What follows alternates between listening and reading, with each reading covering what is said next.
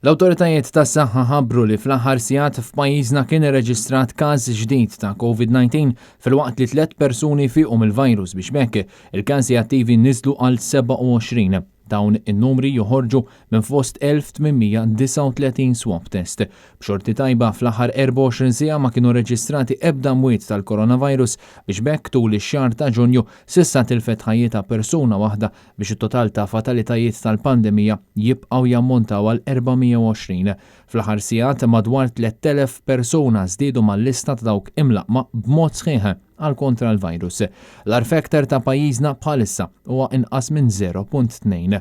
Intant għal xi raġuni mhux magħrufa għalkemm l-użu ta' pools huwa permessibbli, il-water parks ta' pajjiżna għadhom mhux permessi li jiftħu b'mod normali. Dan għaliex skont l-aħħar avviż legali maħruġ mill-Ministeru tas-Saħħa hemm projbizzjoni fuq water sports u water activities u għalhekk filwaqt li stabbilimenti ta' dan it-tip jista' jkollhom nies fil-pools, snajds u attivitajiet oħra li xorta jinvolvu l-istess użu ta' pools mhumiex permessi. Dan il-fattur meqjus Trump qed iħalli daqqa ekonomika fuq negozji ta' dan it-tip li l-maġġoranza tal-qliq tagħhom jasal fis-sajf u blusu ta' dawn l-attivitajiet li jinsabu projbiti.